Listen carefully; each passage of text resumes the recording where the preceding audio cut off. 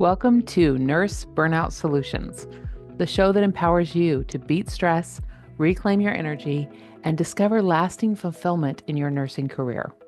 I'm your host, Betty McLean. I'm a nurse with over 20 years of experience, and I'm also a certified life and certified burnout coach. I'm here to share expert insights with you, a lot of practical tools, and some inspiring stories. So join me as we navigate the challenges of a career in healthcare, and I help you find renewed purpose and resiliency, one episode at a time. Hello, welcome back to the podcast. Today we are going to talk about changes, big changes and little changes, and what happens when we experience change in our life. Specifically, how to navigate the emotions that come with change. So, things changing is inevitable. And unfortunately, I think there's a little bit of a disconnect from when we are children and young adults. We are experiencing a lot of change, and we understand that that's normal. And then we get into, we get settled into our midlife, and from what I see from people, it's like there's this almost expectation that now that I'm an adult, I don't have to experience change. And logically, we understand that that's just not true. You're going to, change jobs. You're going to change from being single or, married. You're going to change and have children, or you're going to change a relationship, or you're going to lose someone to death or separation. We know all of that logically, but emotionally, it can be very hard to accept when a chapter in our life is being closed. And we're gonna talk about that. So, three kind of points that I want to talk about when we are thinking about change in our life. And the first is that grief is not just something we experience when we lose a loved one. So if you are leaving a job, you very well might experience grief. This is what happened to me when I decided to leave the hospital. So I had done hospital nursing at three different hospitals over the course of 17 years. And as I was getting close to that 17-year mark, I had a couple traumatic experiences that I didn't process well, ended up in burnout. If you've listened to the podcast, you've heard all about that. But I made a decision to leave hospital nursing and do in-home care. It was my decision. No one was forcing me out. I was still very competent at my job, still, you know, making it to all my shifts and still a very capable and competent nurse.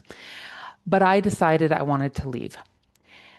And luckily, I had a life coach at this time. And so I was able to work through all of this with a life coach because I don't know that I would have worked through it as well if I had been doing it on my own without a coach or a therapist.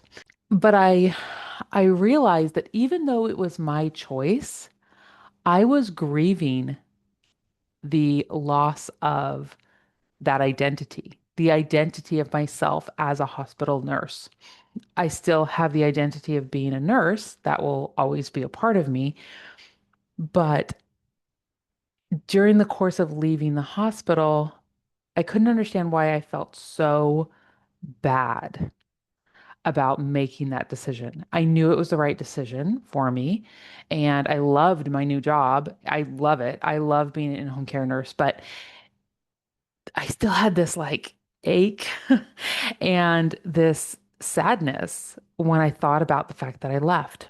Part of it was that I was missing the people, but part of it was grief. And I worked through this with my life coach. And what I ended up doing was emotionally just thanking myself for all the past years and all the wonderful things that I had experienced as a hospital nurse and emotionally closing the book and saying thank you and putting it on the shelf. All the lessons from that time in my life, all of the skills from that time in my life, I get to bring forward with me. And everything that I was not enjoying, I get to leave behind. So when we talk about losing a loved one, changing jobs, any kind of change. Maybe we lose a friendship.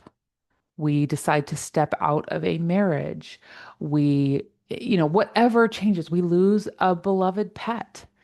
These can all trigger grief. And there's some amazing grief coaches, amazing therapists who work in the grief space. So if you are dealing with a lot of grief, I would love for you to just I can point you in the direction of some amazing people, but also just seek out support for that, even if it is grief over a pet or grief over the loss of a job. Maybe it's grief for a part of you that is gone. Maybe you used to be a part of a community and you've decided that community isn't for you anymore. And even though you're making the choice, it can still feel like a loss of identity. And the more we can honor that grief and those emotions, the more we can process them and then move forward. So that's the first point that I want to make is it is okay when we are going through a change in our life, whether that is a loss of person, loss of place, loss of identity. More than okay, it is so important to honor all the emotions that come up and not diminish them and not ignore the pain and maybe confusion and sadness that comes with letting go, closing the book, moving forward. Now, the next thing that I want to talk about is that change is absolutely natural and it's actually really important for normal human development. We understand that our relationships change when we're a child, right? Your relationship with your parents or your primary caregivers is different when you are a toddler versus when you are a grade schooler. And definitely that relationship dynamic changes when you become a teen or a young adult. We understand that, right? We understand that that change is necessary, natural, and very good. But again, as we get into our adult chapters of our life, sometimes we don't realize or remember that relationships change over time. And this is a good thing. This is not a bad thing. So, as we grow as humans, as we learn more, as we develop new skills, as we change our values and we realize something that was important to us once is not important to us now, we are changing. And that by necessity changes our dynamic with the people around us because they're not staying stagnant either, right? They're changing, they're growing their skill set, they are reassessing their values. And so how we interact is going to change. And it does not mean that we can't love them. It does not mean we cannot continue having a wonderful, beautiful relationship with them. But if we pretend that our relationship with every person in our life has to stay the same forever, we are going to be very frustrated. And the people in our lives are going to be very frustrated. So, as you go on a journey of healing from burnout and learning to manage stress, and you are up leveling your skills, just remember like, as you are giving yourself grace to learn and grow and change, you also are welcome and you have an opportunity to extend that grace to the people in your life, right? And some people, they're not going to grow and change with you. Sorry. Some people, they're not going to they're not going to stick with you for life. And again, back to point one, that can be really painful, right? But it is natural and normal. It is okay for people to come and go from our lives, especially if we are learning and growing and changing and becoming the person that is more aligned and more authentic with who we want to be, and they don't want to interact with us in the same way. That is okay. That's no shame, no blame on them. And it's perfectly fine. You are okay. It is going to hurt. Like, that's okay. Just again, go back to honor the grief and move forward.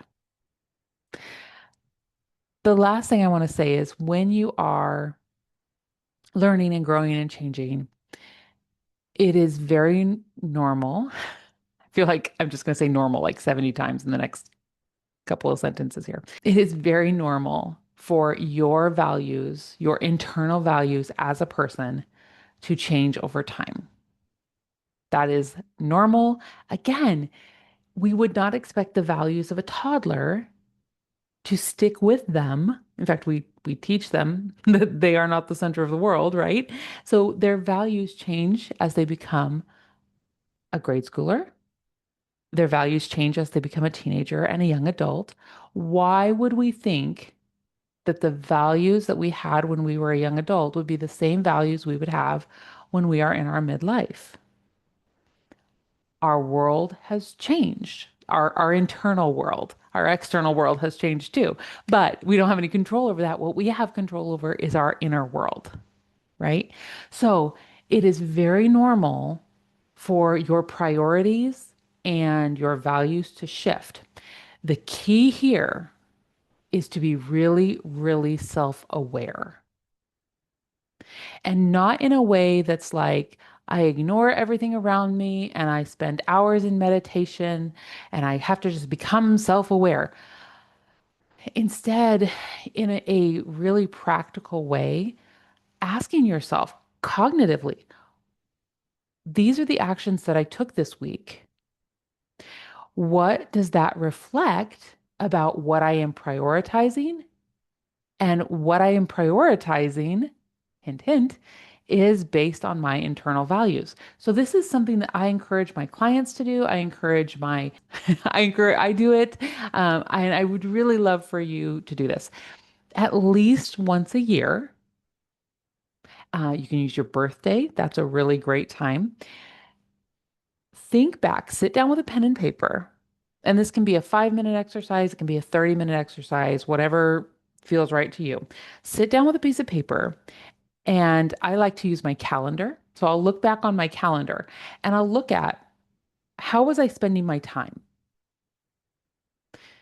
Because if I have a lot of family events that I went to, if I have a lot of self-care things that I did, I went on runs twice a week. Went to the gym a couple of times every week, right? Or maybe my calendar is full of business events and networking and podcast recording and client coaching, right? I can look back on that and on my piece of paper, I'm going to write what does my priorities on my schedule indicate to me about what I value. Does that make sense? So at least once a year or after a major life event, look back on where are you spending your time? What are you thinking about? What are you putting your energy into? And then ask yourself, what does that tell me about my priorities? What does that tell me about my values? And does that line up with who I was a year ago? Does it make sense for who I was 5 years ago? Do those values make sense for who I'm trying to spend a lot of time with? Because when we can live in alignment with what we value and what we prioritize, oh, let me tell you, you will experience more peace.